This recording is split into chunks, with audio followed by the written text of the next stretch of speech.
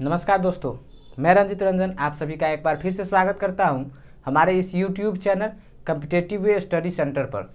दोस्तों, आज की क्लास बहुत इंपॉर्टेंट होने वाला है। क्या अभी जो CHSL का एग्ज़ाम चल रहा है SSC का, उसमें किस टाइप के क्वेश्चन पूछे जाते हैं। हम किस सेक्शन की बात कर रहे हैं? मैथ्स सेक्शन की। ठीक है दोस्तों, मैथ्स में किस टाइप के क्वेश्चन पूछे जा रहे हैं उस पर आज चर्चा करेंगे। ठीक है, मैं आपके लिए 5-10 क्वेश्चन लेके आया हूं। आप देखिएगा, इसी टाइप के क्वेश्चन पूछा जाता है। इसका क्लास को आप लास्ट तक जरूर देखिएगा, आपको एक अंदाजा हो जाएगा कि किस टाइप का क्वेश्चन आ रहा है एग्जाम में। ठीक है दोस्तों, ठीक है, चलिए शुरुआत करते हैं। टाइम नहीं गवाएंगे क्योंकि अभी एग्जाम का सेशन है ना। अभी टाइम है, एग्जाम चल रहा है, ज़्यादा टाइम हम खराब नहीं करेंगे। ठीक है, चलिए लेते हैं पहला क्वेश्चन मैथ का, देखते हैं कैसा क्वेश्चन है, एग्जाम में कैसे पूछा जाता है। ठीक है दोस्तों, चलिए देखिए पहला क्वेश्चन क्या कह रहा है। कह रहा है कि 3 वर्ष के लिए 10% की दर से 800 रुपये पर साधारण ब्याज और चक्रवृद्धि ब्याज का अंतर ज्ञात कीजिए। ठीक है दोस्तों, 3 साल का आपको ज्ञात करना है, अंतर ज्ञात करना है किसका? साधारण ब्याज और चक्रवृद्धि ब्याज का। आपको रेट ऑफ इंटरेस्ट दिया हुआ है 10% और प्रिंसिपल कितना है? 800 रुपीज़ है। ठीक है दोस्तों, ठीक है, तो आपको यहाँ से एक बात पता होना चाहिए क्या, कि 3 साल का जो अंतर होता है, यानी कि डिफरेंस ऑफ, लिख लीजिएगा, ये फॉर्मूला बहुत काम का है, ये आएगा ही एग्जाम में, ऐसा क्वेश्चन सब आता है अभी, है ना दोस्तों। तो क्या है फॉर्मूला, लिख लीजिए, मैं यहाँ पे लिख देता हूँ कि D3 से हम क्या डिनोट कर रहे हैं? Difference of 3 years in SI और CI। ठीक है दोस्तों, यानी कि 3 साल के साधारण ब्याज और चक्रवृद्धि ब्याज का जो अंतर होता है उसका एक फॉर्मूला है, वो मैं लिख रहा हूँ और आप लोग ध्यान से लिखिए इसको। क्या होता है? प्रिंसिपल होता है और रेट का स्क्वायर। ठीक है दोस्तों, उसके बाद में क्या होगा? 300 प्लस रेट ऑफ इंटरेस्ट और नीचे में क्या होगा? 100 का क्यूब होगा। ठीक है दोस्तों, समझ में आ रहा है? ठीक है, तो इसी पे ये क्वेश्चन है। देखिए तो क्या होगा, क्वेश्चन क्या कह रहा है? 10% की दर से 800 रुपये है, तो प्रिंसिपल हमारे पास कितना है? 800। 10% है तो 10 का जो स्क्वायर होगा वो कितना हो जाएगा? 100। उसके बाद में इधर से फिर मल्टीप्लाई हो जाएगा 300 और आर की जगह क्या लिखेंगे? 10, तो 310। ठीक है, नीचे क्या है? 100 का क्यूब, यानी कि 100 का क्यूब बोले तो बेसिकली 100 मल्टीप्लाई 100 मल्टीप्लाई 100, यही होगा। तो एक 100 से 100 तो कैंसिल आउट हो गया। यहाँ 2 जीरो है तो एक 100 कैंसिल आउट, एक जीरो से एक जीरो कैंसिल आउट। समझ रहे हैं दोस्तों, बहुत आसान है। 31 को 8 से गुना करेंगे तो कितना होगा? 8 2 4, यानी 248। नीचे क्या है? 10, तो क्या आ गया? 24.8, यानी कि जो अंतर होगा वो कितना होगा? 24.8 रुपये का अंतर होगा। समझ गए दोस्तों? आ गया होगा समझ में। एक ही फॉर्मूला आपको याद रखना है, difference of 3 year in SI और CI क्या होता है? P into R square into 300 plus R upon 100 का क्यूब होता है। समझ गए दोस्तों? चलिए अगला क्वेश्चन लेते हैं। देखिए दोस्तों, अगला क्वेश्चन क्या कह रहा है? कह रहा है कि एक स्कूटर को 28,500 रुपया में बेचने पर 5% की हानि होती है, परंतु यदि उसे अंकित मूल्य पर बेचा जाता है तो 10% का लाभ होता है। तो बताइए कि अंकित मूल्य क्या होगा, है ना दोस्तों। आपसे क्या पूछ रहा है? अंकित मूल्य पूछ रहा है। बताइए तो, देखिए क्या होगा। कहा है कि 28,500 में बेचे हैं तो 5% का लॉस हो गया है ना।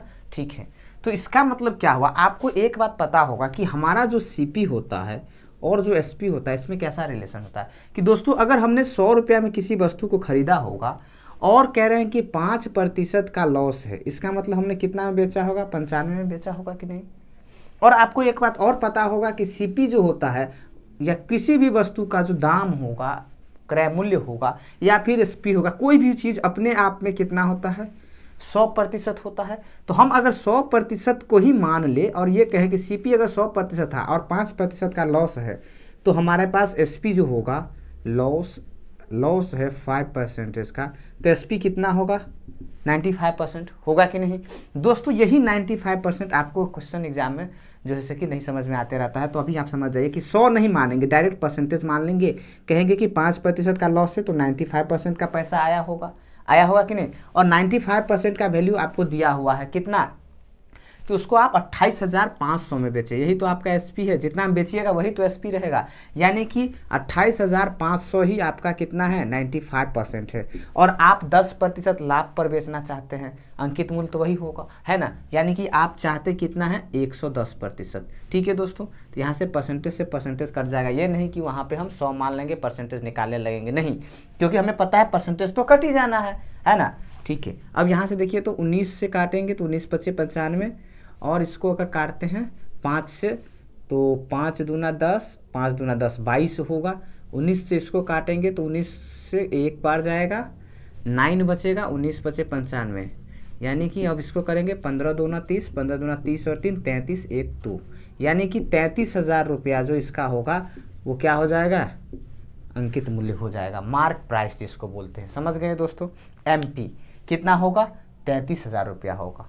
ठीक है दोस्तों, आ रहा है समझ में। ठीक है, चलिए अगला क्वेश्चन लेते हैं। कह रहा है कि अगला क्वेश्चन कि कुछ आदमियों ने एक कार्य को 18 दिन में करने के लिए वादा करता है ना, कि मैं 18 दिन में कर दूंगा, परंतु उनमें से 6 आदमी अनुपस्थित रह जाते हैं, जिसके कारण शेष आदमियों को उस काम को करने में कितना, 20 दिन लग जाता है, यानी कि 20 दिन में वो काम को पूरा कर लेता है। ठीक है दोस्तों, कह रहा है कि आदमी की प्रारंभिक संख्या कितना, यानी कि शुरुआत में कितने आदमी थे, ये आपको बताना है। ठीक है, देखिए तो कैसा क्वेश्चन, बहुत ही आसान क्वेश्चन अभी पूछा जा रहा है। थोड़ा थोड़ा 1-2 क्वेश्चन आता है टफ, तो 1-2 क्वेश्चन तो वो बैलेंस करने के लिए रहता है, बाकी सब आसान क्वेश्चन है। देखिए, पहले 18 दिन में कर रहा था, अब 6 आदमी नहीं आया, इसके कारण उससे क्या हो गया, 20 दिन लग रहा है कि नहीं। तो इसका मतलब, और आपको टाइम एंड वर्क में एक चीज़ आपको पता होगा कि मेन इनटू डेज जो होता है वो हमारा टोटल वर्क होता है। टोटल वर्क क्या होता है, आदमी की संख्या को अगर दिन की संख्या से मल्टीप्लाई करते हैं तो कुल काम आ जाता है कि नहीं। यही यहाँ करेंगे, कुल काम को क्या करेंगे, कुल काम के बराबर कर देंगे। दोस्तों अगर हमने मान लिया कि अगर x आदमी पहले था तो 18 दिन में काम हो रहा था कि नहीं, यानी कि टोटल वर्क कितना होगा, x × 18 होगा कि नहीं।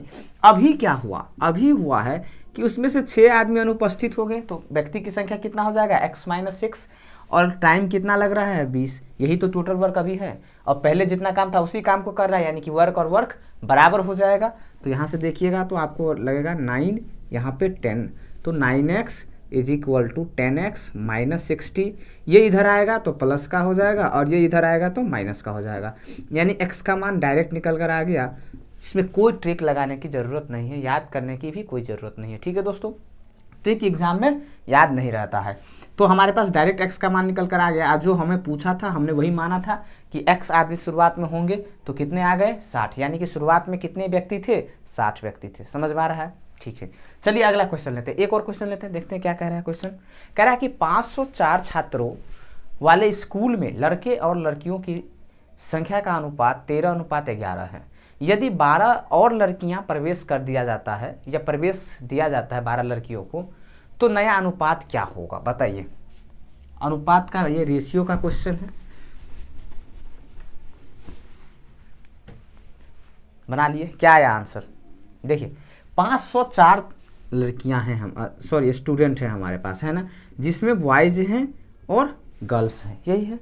कितने अनुपात में है, 13:11 में है, यानी कि 13 अगर बॉयज होंगे तो 11 कितने होंगे, गर्ल्स होंगे। यानी अगर टोटल की बात करें तो कितना है, 24, लेकिन 24 तो ये यूनिट में है ना, यानी कि ये 24 यूनिट का मान ही हमारे पास कितना है, 504, जो गर्ल्स और बॉयज की नंबर से संख्या है। ठीक है दोस्तों, तो यानी कि कहने का मतलब कि ये जो आया यूनिट में 24 और वैसे 504, तो यहाँ से हम 1 यूनिट का मान निकाल सकते हैं। बिल्कुल, 1 यूनिट का कैसे होगा, 504 को 24 से डिवाइड कर दीजिए, जो आएगा वो 1 यूनिट का हो जाएगा। तो कर लेते हैं, 4 से देखिए करेगा, कट जाएगा, यहाँ पे करते हैं 6, यहाँ पे 4 से करेंगे 1, 4 दूना 8, 6 चौक 24, फिर 6 से कटेगा 2 1 21, यानी कि 1 यूनिट का मान आ गया 21। तो यहाँ से दोनों का संख्या आ जाएगा कि नहीं। पूछा किसका है, अच्छा दोनों का, यानी कि तो नया अनुपात क्या है दोस्तों, 12 लड़कियां प्रवेश की है, लड़कियों की संख्या में 12 जोड़ेंगे। यहाँ पे पहले 13 से करते हैं तो कितना आएगा, 13 का 13, 13 दूना 26 और 1 27, 273। यहाँ पर करेंगे तो 11 से तो 11, 11 दूना 22 और 1 23, 231। दोस्तों एक बात ध्यान रखिएगा कि ऑप्शन से एग्जाम में भी जाइएगा थोड़ा सा। जैसे अभी हमने लड़की की संख्या को बढ़ाना है, क्योंकि प्रवेश किया है सिर्फ लड़कियां, नए लड़कियां आई हैं क्लास में, 12 नई लड़कियां आई हैं तो सिर्फ हमें 12 में जोड़ना पड़ेगा। लड़कियों में बॉयज़ तो नहीं आए हैं तो बॉयज़ तो यही रहेगा, यानी कि जिस ऑप्शन में 273 से शुरुआत होगा वही हमारा ऑप्शन हो जाएगा कि नहीं, क्योंकि 273 में तो हमें कोई छेड़छाड़ करना नहीं है, यानी कि गर्ल्स बॉयज़ की संख्या तो 273 ही रहना है। तो जो अनुपात 273 के आसपास होगा या 273 में होगा, कटेगा भी नहीं है ज़्यादा चांस, देख लीजिए 73 है ना, तो फिर हम 273 वाले के साथ जाएंगे। नहीं तो यहाँ तक तो आ ही गए हैं तो निकाल लेंगे 273 रेशियो, इसको करेंगे तो 3 4 243, कटेगा भी नहीं। समझ गए दोस्तों। तो नया अनुपात क्या होगा, 273:243। ठीक है, चलिए एक और क्वेश्चन लेते हैं। क्या कह रहा है, कह रहा है कि 2 अंकों की सबसे बड़ी ऐसी संख्या बताइए जो 2 4 8 और 16 से ठीक ठीक विभाज्य हो जाए, है ना, ठीक ठीक विभाज्य हो जाए। बताइए दोस्तों क्या होगा। बड़ी से बड़ी बताना है 2 अंकों की संख्या जो 2 4 8 और 16 से पूरा पूरा या पूरा पूरा छोड़िए, पूरी पूरी समझिए, पूरी समझते हैं कि नहीं, पूरी कचौरी, पूरी पूरी वही बात है, पूरी पूरी विभाज्य हो जाए। ठीक है दोस्तों। तो आपको पता है ये किसका क्वेश्चन है, एचसीएफ एलसीएम का क्वेश्चन है दोस्तों। एलसीएम में क्या होता है, कैसे निकालते हैं, पता नहीं पता है तो देख लीजिएगा जाके। एलसीएम ऑफ कैसे बनेगा ये क्वेश्चन, एलसीएम ऑफ 2, 4, 8, 16 यही होगा। तो क्या हो जाएगा इसका एलसीएम 16। कैसे आया, एलसीएम निकालने के लिए हम कहते हैं कि जो बड़ा नंबर है उसी को ले लीजिए। हमने मान लिया कि 16 है एलसीएम, लेकिन क्या इनमें सारे नंबर्स आ गए, तो देखें 2 आ गया, 4 आ गया, 8 आ गया, इसका मतलब यही हमारा क्या हो गया एलसीएम। जो नहीं आया होता उसको भी रख लेते। लेकिन दोस्तों ये 16 जो आया है, क्या ये 2 अंकों की सबसे बड़ी संख्या है, बिल्कुल भी नहीं है। तो हमें 2 अंकों की सबसे बड़ी संख्या पूछा गया है, तो अब 16 नहीं है, इसका मतलब इसका कोई मल्टीपल होगा। तो 16 को 1 से मल्टीप्लाई किए तो 16, 2 से मल्टीप्लाई किए तो 32। लेकिन क्या ऐसे हमारे जो पास की संख्या है, सबसे बड़ी संख्या है 2 अंकों की, वो 99 है, तो उसके पास जाना है ना। तो हम देखें कि इसके पास जाने के लिए हमें किससे मल्टीप्लाई करना पड़ेगा, 6 से, यानी कि 96। अब हम जैसे ही 96 से आगे मल्टीप्लाई करेंगे, 7 से करेंगे तो ये 100 हो जाएगा, कुछ समथिंग में जाएगा। तो इसका मतलब ये 2 अंकों की संख्या तो रहेगा नहीं। इसका मतलब यही हमारे पास आंसर आ गया कि 2 अंकों की वह बड़ी से बड़ी संख्या 96 ही है जो 2, 4, 8 और 16 से पूरी पूरी डिविजिबल है। समझ गए दोस्तों, आया होगा समझ में। क्लास को छोटा रखते हैं, दोबारा लाते हैं एक और क्लास, जस्ट तुरंत लाएंगे, इसी पे कुछ क्वेश्चन और रह गया है जिसको तुरंत लाते हैं। ठीक है दोस्तों। तो दोस्तों आज की क्लास आपको कैसा लगा आप हमें कमेंट करके ज़रूर बताएं। क्लास को लाइक कीजिए, अपने दोस्तों में शेयर कीजिए जो एसएससी सीएचएसएल का एग्ज़ाम देने वाले हैं, अभी चल रहा है एग्ज़ाम। ठीक है दोस्तों। अगर आप हमारे चैनल पर पहली बार आए हैं तो चैनल को सब्सक्राइब करके बेल आइकन को जरूर दबाइए, ताकि जैसे ही ऐसे ऐसे क्वेश्चन आएंगे किसी एग्जाम से रिलेटेड जो इन्फॉर्मेशन होता है, हमने यहाँ पे हमारे चैनल पर आपको मैथ्स, रीजनिंग, किसी भी एग्जाम्स के सिलेबस में अगर मैथ और रीजनिंग है, जो जनरल कंपटीशन का तैयारी करता है स्टूडेंट, उसके लिए ये बहुत ही बेस्ट प्लेटफॉर्म है। ठीक है दोस्तों। तो आप हमारे चैनल को सब्सक्राइब करके बेल आइकन को जरूर दबा लिए रहिएगा। ठीक है दोस्तों, अपना ख्याल रखिए, पढ़ते रहिए, मिलते हैं अगले क्लास में।